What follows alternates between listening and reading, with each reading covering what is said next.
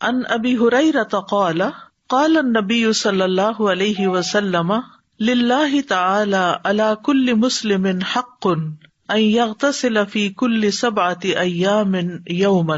کتاب الجمعہ. ابو ہریرہ رضی اللہ عنہ روایت کرتے ہیں نبی کریم صلی اللہ علیہ وسلم نے فرمایا اللہ کا ہر مسلمان پر حق ہے کہ وہ ہر ہفتے میں ایک دن ضرور غسل کرے. غسل کہتے ہیں اپنے سارے جسم پر ایک خاص نیت سے پانی بہانے کو. ہمارے دین میں غسل کی بہت اہمیت ہے، خواہ وہ صرف طہارت حاصل کرنے کے لیے لیا جائے یا پھر صفائی کے لیے یا ٹھنڈک پہنچانے کے لیے یا ایکٹیو ہونے کے لیے. تو قرآن و سنت میں اس کی بہت اہمیت ہے اور اس پر زور دیا گیا ہے. جہاں تک قرآن مجید کا تعلق ہے تو اس میں خاص طور پر یہ آیت صاف ستھرا رہنے پر بہت ابھارتی ہے. سورۃ البقرہ کی آیت نمبر 222 ان اللہ یحب التوابین و یحب المتطہرین. بے شک اللہ خوب توبہ کرنے والوں سے محبت رکھتا ہے اور خوب پاک صاف رہنے والوں سے محبت رکھتا ہے. تو متطہر وہ ہوتا ہے جو پانی کے ساتھ اپنی نجاستوں کو صاف کرے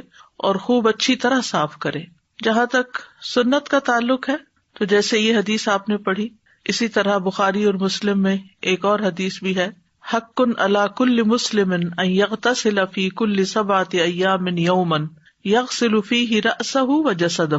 کہ ہر مسلمان پر لازم ہے کہ ہر 7 دن میں ایک دن ضرور غسل کرے جس میں وہ اپنے سر کو بھی دھوئے اور اپنے جسم کو بھی دھوئے. تو یہاں حق کا مطلب یہ ہے کہ یعنی یہ بات لازم ہے، اور 7 دنوں میں ایک دفعہ نہانے سے مراد جمعے کے دن غسل کرنا ہے. تو جمعے کا غسل جو ہے اس میں ایک تو ثواب کی نیت ہو سکتی ہے کہ انسان اللہ کے رسول صلی اللہ علیہ وسلم کے حکم پر عمل کرتے ہوئے غسل کر رہا ہے. جمعہ کا دن خاص دن بھی ہے اور اس دن پاک صاف ہونا، خصوصاً غسل اور وضو کرنا، یہ بھی ایمان کی علامت ہے، یعنی پاک صاف ہونا ایمان کی علامت ہے. جیسے حدیث میں آتا ہے الطہور شطر الایمان. اور دوسرا یہ ہے کہ صاف ستھرا ہونے کے لیے، اپنے جسم سے میل کچیل دور کرنے کے لیے اور اپنے جسم سے مختلف طرح کی بدبو جو ہے اس کو بھی زائل کرنے کے لیے غسل کرنا چاہیے. کیونکہ جسم کے اندر جو مختلف طرف سے ہم جراثیم لے لیتے ہیں، ہمارے جسم پر بیٹھ جاتے ہیں، تو وہ بہت سے امراض کا باعث بنتے ہیں. یعنی صرف کورونا ہی کے جراثیم نہیں ہوتے بلکہ اور بھی ہوتے ہیں. تو اس کے لیے ضروری ہے کہ انسان نہاتا رہے، اور خاص طور پر اگر کوئی ایسی وبا پھیلی ہوئی ہو اور لوگوں کے ساتھ انسان کا انٹریکشن ہو تو پھر زیادہ اس کے لیے فائدہ مند ہے نہانا، تاکہ اس کے جسم سے ایسی تمام چیزیں نکل جائیں، صاف ہو جائیں اور اس کی خوشبو بھی اچھی ہو جائے. کیونکہ جسم کے اندر سے کچھ چیزیں ایسی نکلتی ہیں انسان کے کہ جس سے انسان کا جسم جو ہے وہ بدبودار ہو جاتا ہے، یعنی پسینہ وغیرہ سے. تو نہانے کی وجہ سے انسان کو ایک پاکیزگی اور تر و تازگی حاصل ہوتی ہے. اسی طرح یہ ہے کہ ایکٹیو ہونے کے لیے، کیونکہ بعض اوقات انسان کے اوپر سستی چھا جاتی ہے، جیسے سونے کے بعد یا تھکاوٹ کے بعد، تو انسان اگر غسل کر لیتا ہے تو اس کی ساری سستی دور ہو جاتی ہے. اسی طرح یہ ہے کہ انسان جب گھر سے باہر نکلتا ہے تو اس پر گرد و غبار بھی پڑتا ہے، تو اس کو دھونے کے لیے بھی.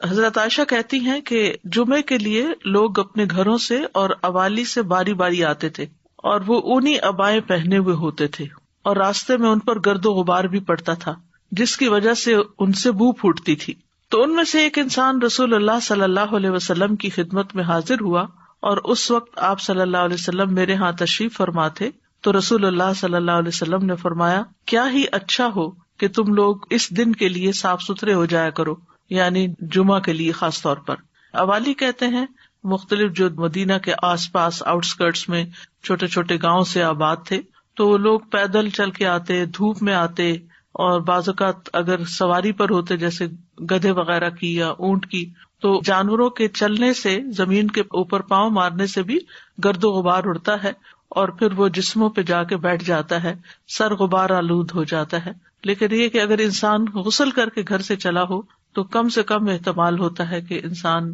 ایک ناپسندیدہ حالت میں مسجد میں داخل ہو، کیونکہ جمعہ کا اجتماع عام اجتماعات سے بڑا ہوتا ہے، اور جہاں جتنے زیادہ لوگ اکٹھے ہوں اور خصوصاً موسم گرمی کا ہو تو وہاں ایسی اسمیل ہوتی ہے جو دوسروں کو اذیت دیتی ہے. پھر اسی طرح یہ ہے کہ فرشتے بھی حاضر ہوتے ہیں بڑے اجتماعات میں، اور جمعے کے دن خاص طور پر تو کوئی ایسا کام بھی نہیں کرنا چاہیے کہ جس سے فرشتوں کو اذیت ہو. اسی لیے مسجد میں پیاز اور لہسن اور مولی وغیرہ کھا کر آنے سے منع کیا گیا ہے، کیونکہ اس سے انسان کے منہ سے اور جسم سے اسمیل آتی ہے، اس کے پسینے میں بھی اور طرح کی اسمیل شامل ہو جاتی ہے اور پھر وہ چیز فرشتوں کو اذیت دیتی ہے، اس لیے اس سے بھی بچنا چاہیے. اگلی حدیث نمبر 95 وہ وضو کے متعلق ہے. وضو. عن ابی ہریرہ عن النبی صلی اللہ علیہ وسلم قال لا يقبل اللہ صلاة احدکم اذا احدث حتی یتودع. کتاب الحیل. ابو ہریرہ رضی اللہ عنہ نبی کریم صلی اللہ علیہ وسلم سے روایت کرتے ہیں، آپ نے فرمایا اللہ تم میں سے کسی ایسے شخص کی نماز قبول نہیں کرتا جو بے وضو ہو یہاں تک کہ وہ وضو کر لے، یعنی اگر وضو نہیں تو وضو کر لے. وضو نماز کا لازمی جزو ہے. ابو ہریرہ رضی اللہ عنہ سے روایت ہے، وہ کہتے ہیں کہ رسول اللہ صلی اللہ علیہ وسلم نے فرمایا جس کا وضو نہیں اس کی نماز نہیں. تو نماز ایک فریضہ ہے، اور اگر یہ فریضہ اپنی شرائط کے بغیر انسان ادا کر رہا ہے تو وہ فریضہ ادا ہی نہیں ہوتا، چاہے وہ بظاہر ایک نماز والا ہی ایکشن کر رہا ہے، اس کا وہ ایکشن صرف ایکشن ہی ہوگا، اس سے فائدہ نہیں ہوگا اس کو. ایک اور روایت میں آتا ہے، سنن نبی داؤد کی ہے، نبی صلی اللہ علیہ وسلم نے فرمایا اللہ عز و جل خیانت کے مال سے کوئی صدقہ قبول نہیں کرتا اور نہ ہی بغیر وضو کے کوئی نماز قبول کرتا ہے. اور وضو کرنا جو ہے وہ یا طہارت حاصل کرنا نماز سے پہلے وہ نماز کی کنجی ہے. لیکن وضو پر محافظت مومن ہی کرتا ہے. رسول اللہ صلی اللہ علیہ وسلم نے فرمایا مومن کے سوا کوئی بھی ہرگز وضو کی حفاظت نہیں کرتا. یعنی مومن اس بارے میں چوکنا رہتا ہے، کانشیس رہتا ہے کہ وہ باوضو ہے یا نہیں، کیونکہ اس کی عبادت اور خاص طور پر نماز جو ہے وہ وضو سے متعلق ہے کہ اگر وضو نہیں تو نماز بھی نہیں. اسی طرح وضو کرنا اسلام کا ایک حصہ ہے، اسلام کا ایک شعار ہے، ایک پہچان ہے. ابن عمر اپنے والد رضی اللہ عنہما سے روایت کرتے ہیں، اور وہ نبی صلی اللہ علیہ وسلم سے جبریل علیہ السلام کے سوال کے بارے میں دریافت کرتے ہیں جو انہوں نے اسلام کے بارے میں کیا تھا. تو آپ نے فرمایا اسلام یہ ہے کہ تم اس بات کی گواہی دو کہ اللہ کے سوا کوئی معبود نہیں، اور بلا شبہ محمد صلی اللہ علیہ وسلم اللہ کے رسول ہیں، اور یہ کہ تم نماز قائم کرو، زکوٰۃ ادا کرو، حج کرو، عمرہ کرو اور غسل جنابت کرو اور مکمل وضو کرو، اور تم رمضان کے روزے رکھو. تو یہ سب کچھ اسلام کا حصہ ہے، جس میں نماز، زکوٰۃ، حج، عمرہ، غسل جنابت اور مکمل وضو اور رمضان کے روزے. تو ایک مسلمان جو ہے وہ اپنی ظاہری اور باطنی طہارت کے لیے یہ تمام چیزیں کرتا ہے. اس میں باقی چیزیں تو انسان کی باطنی طہارت کا کام دیتی ہیں، جیسے نماز کا پڑھنا ہے یا زکوٰۃ کا ادا کرنا ہے، لیکن غسل جنابت یا غسل کرنا اور مکمل وضو کرنا جو ہے یہ ظاہری طہارت کے لیے بہت ضروری ہے. اسی طرح رمضان کے روزے جو ہے وہ بھی انسان کی جسمانی طہارت، جسم کی بہت سی علائشوں کو ختم کرنے کا باعث بنتے ہیں، اور اسی طرح روحانی تزکیے کا بھی باعث بنتا ہے رمضان. پھر اسی طرح آغاز وحی میں ہی وضو کی تعلیم دی گئی تھی. زید بن حارثہ رضی اللہ عنہ نبی صلی اللہ علیہ وسلم سے روایت کرتے ہیں کہ سب سے پہلی وحی جو جبریل علیہ السلام آپ کے پاس لائے اس میں انہوں نے آپ کو وضو اور نماز کا طریقہ سکھایا. جب وضو سے فارغ ہوئے تو پانی کا ایک چلو لیا اور اس کے ساتھ اپنی شرمگاہ پہ چھینٹے مارے. یعنی اگر کسی قسم کا بھی کوئی وسوسہ ہو کہ پتہ نہیں صحیح طور پہ طہارت ہوئی ہے یا نہیں، تو وضو کے آخر میں ایسا کیا جا سکتا ہے. پھر اسی طرح نبی صلی اللہ علیہ وسلم ہر نماز کے لیے نیا وضو کرتے تھے. انس رضی اللہ عنہ کہتے ہیں کہ نبی صلی اللہ علیہ وسلم ہر نماز کے لیے نیا وضو کرتے تھے. راوی کہتے ہیں کہ میں نے کہا کہ آپ لوگ کس طرح کرتے تھے، یعنی صحابہ کا کیا طریقہ تھا. کہنے لگے کہ ہم میں سے ہر ایک کو اس کا وضو اس وقت تک کافی ہوتا تھا جب تک کوئی وضو توڑنے والی چیز پیش نہ آتی. تو اس میں یہ ہے کہ اگر انسان کا وضو نہ رہے، جیسے کہ اس حدیث میں آیا ہے، جس حدیث کی یہاں وضاحت کی جا رہی ہے کہ لا يقبل اللہ صلاة احدکم اذا احدث حتی یتودع، کہ اللہ تعالیٰ کسی کی نماز قبول نہیں کرتا جو بے وضو ہو، یعنی وضو ٹوٹ جائے اس کا، احدث، یہاں تک کہ وضو کر لے. تو صحابہ کا یہ طریقہ تھا کہ وہ جب وضو نہیں رہتا تھا تو اس وقت وضو کرتے تھے. امت کو ہر نماز کے لیے وضو کی ترغیب دی آپ نے. آپ صلی اللہ علیہ وسلم نے فرمایا اگر میری امت پر مشقت نہ ہوتی تو میں انہیں ہر نماز کے وقت وضو کا حکم دیتا اور ہر وضو کے ساتھ مسواک کا حکم دیتا. تو اس سے یہ پتہ چلتا ہے کہ افضل یہی ہے کہ انسان ہر نماز کے ساتھ نیا وضو کرے، لیکن یہ کہ اگر مشقت ہوتی ہے اس میں تو پھر اگر پہلے سے وضو موجود ہے اور وضو ٹوٹا نہیں تو انسان اسی وضو کے ساتھ نماز ادا کر سکتا ہے. پھر اسی طرح یہ ہے کہ وضو کامل ہونا چاہیے اور پورے اہتمام کے ساتھ سارے جسم کے اعضاء کو مل مل کے دھونا چاہیے جن کو وضو میں دھونا ضروری ہوتا ہے. رفاع بن رافع رضی اللہ عنہ سے روایت ہے کہ وہ نبی صلی اللہ علیہ وسلم کے پاس بیٹھے ہوئے تھے. آپ نے فرمایا کسی کی نماز اس وقت تک مکمل نہیں ہوتی جب تک وہ اپنا وضو اس طرح کامل طور پر نہ کرے جس طرح اسے اللہ تعالیٰ نے حکم دیا ہے، یعنی اپنا چہرہ دھوئے اور کوہنیوں تک اپنے دونوں بازو دھوئے، اپنے سر کا مسح کرے اور ٹخنوں تک اپنے پاؤں دھوئے. تو یہ وضو کے فرائض ہیں، کیونکہ ان میں سے اگر کوئی چیز چھوٹ جائے تو وضو نہیں ہوتا. نبی صلی اللہ علیہ وسلم نے کامل وضو نہ کرنے والے کو دوبارہ وضو کرنے کا حکم دیا تھا. انس بن مالک کہتے ہیں کہ ایک شخص نبی صلی اللہ علیہ وسلم کے پاس وضو کر کے آیا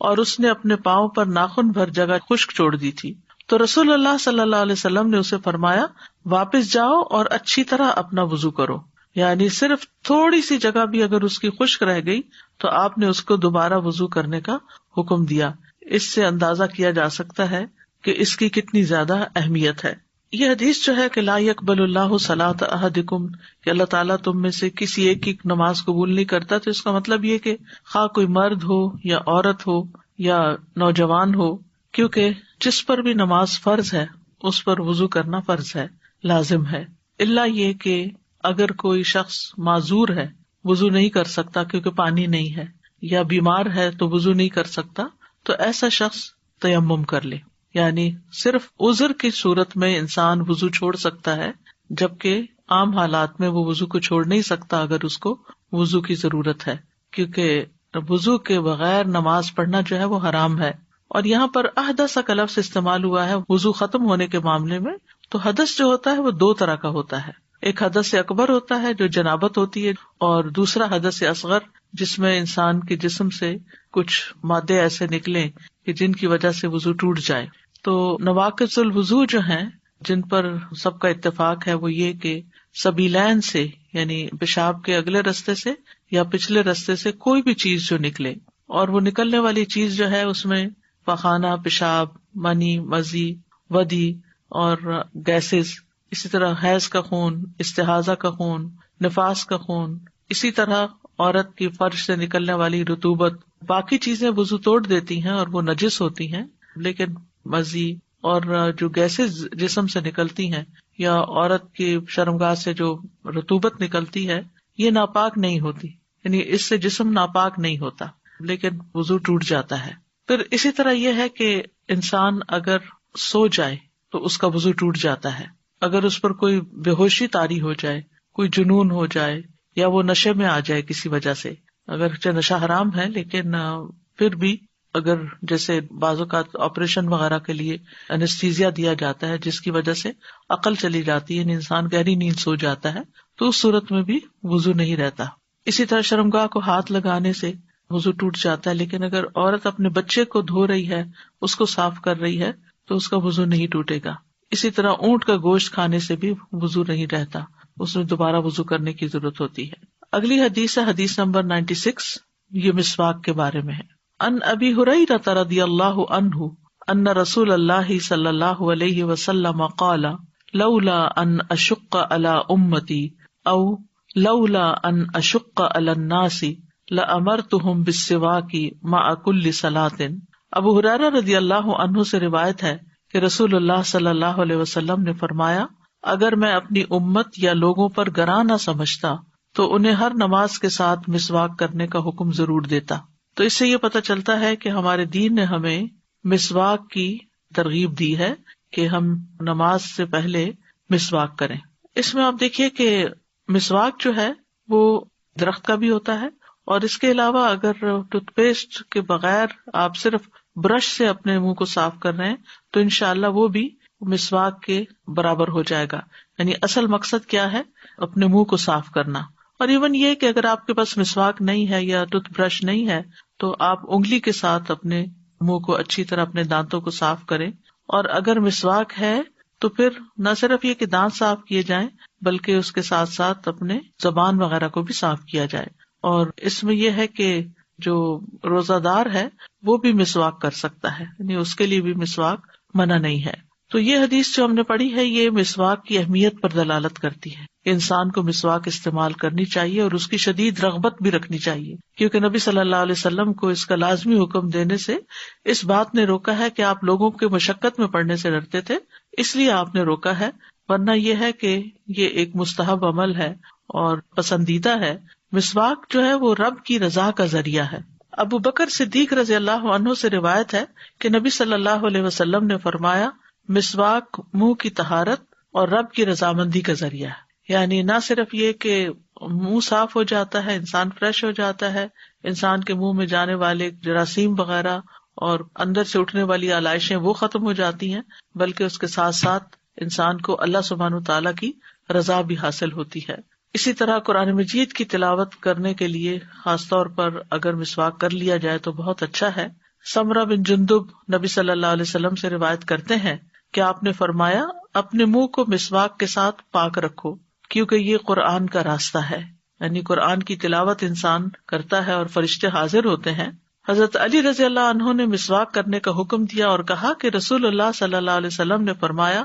بلا شبہ جب بندہ مسواک کرتا ہے پھر کھڑا ہوتا ہے اور نماز پڑھتا ہے تو اس کے پیچھے فرشتہ کھڑا ہو جاتا ہے اور اس کی قرات غور سے سنتا ہے اور اس سے قریب ہو جاتا ہے، حتیٰ کہ وہ اپنا منہ اس کے منہ پر رکھ دیتا ہے، پھر قرآن کا جو حصہ بھی اس کے منہ سے نکلتا ہے فرشتے کے پیٹ میں چلا جاتا ہے، لہٰذا تم قرآن کے لیے مسواک کے ذریعے اپنے منہ پاک رکھو۔ تو اس لیے بہت ضروری ہے کہ انسان نماز سے پہلے، تلاوت قرآن سے پہلے اپنے منہ کو پاک صاف رکھے۔ پھر اسی طرح یہ ہے کہ جب بھی وضو کیا جائے تو ساتھ مسواک کر لیا جائے تو وہ زیادہ فائدہ مند ہے بنسبت بغیر مسواک کے وضو کرنے کے۔ محمد بن یحییٰ بن حبان کہتے ہیں کہ میں نے عبداللہ بن عمر رضی اللہ عنہ سے کہا کہ ابن عمر وضو سے ہوں یا بے وضو، وہ ہر نماز کے لیے پابندی سے وضو کرتے ہیں، اس کی کیا وجہ ہے؟ یعنی عبداللہ بن عمر کے بیٹے کا نام بھی عبداللہ تھا، تو ان سے یہ پوچھتے محمد بن یحییٰ بن حبان، تو انہوں نے جواب دیا کہ انہیں اسماء بنت زید بن خطاب نے بتایا کہ عبداللہ بن حنظلہ بن ابی عامر نے انہیں بتایا کہ رسول اللہ صلی اللہ علیہ وسلم کو پہل حکم دیا گیا تھا کہ ہر نماز کے لیے وضو کریں، خواہ پہلے وضو سے ہوں یا بے وضو، یعنی ابتدائے اسلام میں ہر نماز کے لیے نیا وضو ضروری تھا، مگر جب انہیں مشقت ہوئی تو حکم دیا گیا کہ ہر نماز کے لیے مسواک کر لیا کریں۔ چنانچہ ابن عمر سمجھتے تھے کہ ان میں ہمت ہے، لہٰذا وہ ہر نماز کے لیے نیا وضو کرتے۔ تو بہرحال اس سے دو باتیں پتہ چلتی ہیں، ایک یہ کہ ابتدائے اسلام میں ہر نماز کے لیے نئے وضو کا حکم تھا، اور دوسرے یہ کہ ہر نماز سے پہلے وضو کے ساتھ مسواک کیا جائے، لیکن یہ حکم وجوب میں نہیں ہے۔ نبی صلی اللہ علیہ وسلم کی عادت تھی کہ دن یا رات میں جب بھی سو کر اٹھتے تو وضو سے پہلے مسواک کیا کرتے تھے۔ اسی طرح حذیفہ رضی اللہ عنہ سے روایت ہے، وہ کہتے ہیں کہ جب رسول اللہ صلی اللہ علیہ وسلم تہجد کے لیے کھڑے ہوتے تو اپنا منہ مسواک سے اچھی طرح صاف فرماتے، کیونکہ اس میں آپ کی لمبی قرات ہوتی تھی، اور جیسا کہ ابھی ہم نے پڑھا کہ فرشتہ حاضر ہوتا ہے اور اپنا منہ قرآن پڑھنے والے کے منہ پر رکھ دیتا ہے، تو اس صورت میں منہ کا پاک صاف ہونا بہت ضروری ہے، ورنہ فرشتے جو ہیں وہ گندگی سے اور بیڈ اسمیل سے نفرت کرتے ہیں اور اذیت محسوس کرتے ہیں۔ پھر اسی طرح ابن عباس تو کہتے ہیں کہ رسول اللہ صلی اللہ علیہ وسلم رات کو 2 رکعت نماز پڑھ کر سلام پھیرتے اور مسواک کرتے، یعنی اتنی زیادہ ان کے ہاں اہمیت تھی کہ ہر 2 رکعت کے بعد تازہ مسواک کرتے۔ اسی طرح صحابہ کا عمل بھی یہ رہا ہے کہ وہ وضو کے ساتھ مسواک کیا کرتے تھے۔ زید بن خالد جوہنی سے مروی ہے، وہ کہتے ہیں کہ میں نے رسول اللہ صلی اللہ علیہ وسلم کو فرماتے ہوئے سنا، اگر میری امت کے لیے مشقت نہ ہوتی تو میں انہیں ہر نماز کے وقت مسواک کا حکم دیتا، یعنی میں ان کو پابند کر دیتا۔ ابو سلمہ کہتے ہیں پھر میں نے دیکھا کہ زید رضی اللہ عنہ مسجد میں بیٹھے ہوتے تھے اور مسواک ان کے کان پر رکھی ہوتی تھی، جیسے کسی کاتب کا قلم اس کے کان پر ہوتا ہے، تو جب نماز کے لیے اٹھتے تو مسواک کر لیتے، یعنی اتنا زیادہ وہ نمازوں سے پہلے وضو اور مسواک کا خاص طور پر اہتمام کیا کرتے تھے۔ ہم سب کو اس بات پر توجہ دینی چاہیے کہ اگر ہم صرف ان چھوٹی چھوٹی سنتوں پر ہی عمل کر لیں تو اجر و ثواب تو اپنی جگہ ہے، اللہ کی رضا بھی ہے، لیکن اس کے ساتھ ساتھ ہم دنیا کے کتنے مسائل سے بچ سکتے ہیں، کتنی بیماریوں سے پریونشن ہو سکتی ہے، اور کتنی تکلیفوں سے ہم نجات پا سکتے ہیں، کیونکہ بہت ساری بیماریاں معدے سے شروع ہوتی ہیں، اور معدے سے جو کچھ جاتا ہے وہ منہ کے راستے جاتا ہے، اور اگر منہ صاف ہوگا تو معدے میں صاف ستھری طیب چیز پہنچے گی، اور اگر منہ گندا ہوگا تو پھر منہ کی آلائشیں ساتھ کھانے کے مل کے معدے میں اتریں گی، جس کی وجہ سے مزید بیماریاں پیدا ہوں گی۔ اور اس کے علاوہ دنیاوی فائدے بھی بہت ہیں، دانت صاف ہوتے ہیں تو دانت چمکتے ہیں، دانتوں میں بیکٹیریا نہیں لگتا، گمز صاف ہوتے ہیں۔ اب ٹنگ کلینرز الگ طور پہ بنے ہیں، حالانکہ اگر پراپر مسواک لیا جائے اور اس کو چبا کر نرم کر لیا جائے تو اس سے زبان صاف کی جا سکتی ہے۔ حتیٰ کہ نبی صلی اللہ علیہ وسلم جب مسواک کیا کرتے تھے تو آپ کے گلے سے او او کی آواز آتی تھی، یعنی حلق تک آپ اس کو لے جاتے تھے، حلق بھی اس سے صاف کرتے تھے۔ پھر اسی طرح یہ ہے کہ ماؤتھ واش کی بھی ضرورت نہیں رہتی، یعنی مسواک جو ہے وہ ماؤتھ واش کا بھی کام کرتا ہے۔ اگرچہ ٹوتھ برش کیا جا سکتا ہے، اس میں ممانعت نہیں کی گئی، لیکن ہم دیکھتے ہیں کہ ٹوتھ برش جب ایک دفعہ منہ صاف کرتے ہیں تو جو کچھ منہ کے اندر سے نکلتا ہے وہ اس کے ساتھ پلاسٹک کے چپک جاتا ہے۔ پلاسٹک ایسی چیز ہے جس پر جرمز جو ہیں وہ بہت دیر تک چپکے رہتے ہیں، میٹل کی نسبت، شیشے کی نسبت، اور بمشکل اس سے نکلتے ہیں۔ تو جو فائدے مسواک کرنے، لکڑی کی مسواک کرنے کے ہیں، وہ فائدے کسی اور چیز میں نہیں ہے۔ تو درختوں کی ٹہنیاں، بعض درخت جو ہوتے ہیں ان کے مسواک جو ہیں وہ دوسروں کی بنسبت زیادہ اچھے ہوتے ہیں۔ پھر ہمیں اگر طریقہ نہیں آتا تو طریقہ سیکھ لینا چاہیے اور اس کے فضائل اور برکات سے فائدہ اٹھانا چاہیے اور اجر و ثواب بھی کمانا چاہیے۔ دنیا کے فائدے تو سیکنڈری چیز ہے، اصل چیز جو ہے وہ دین کا فائدہ ہے، ہمارے اعمال میں اضافے کا باعث ہے، کیونکہ یقینی طور پر وہ نماز جو تازہ وضو کے ساتھ اور مسواک کے ساتھ پڑھی جاتی ہے اس کا اجر و ثواب زیادہ ہے بنسبت اس نماز کے کہ جو ہم ویسے ہی پڑھ لیتے ہیں۔ اسی طرح مسواک کی جو ٹہنیاں ہوتی ہیں مختلف درختوں کی، ان میں جیسے زیتون کی مسواک ہے، جیسے نیم کی مسواک ہے، یعنی کوئی بھی چیز جو میسر ہو اس سے کی جا سکتی ہے۔ ہمیں لازمی طور پر کسی ایک خاص قسم کی لکڑی کو استعمال کرنے کے لیے نہیں کہا گیا، جو بھی جس علاقے میں مسواک میسر ہوں۔ اور مسواک جو ہے اس کی ٹہنیاں اگر توڑ کر خشک کر لی جائیں تو وہ کافی عرصے تک کام آتی ہیں اور ان کا بھی فائدہ ہوتا ہے۔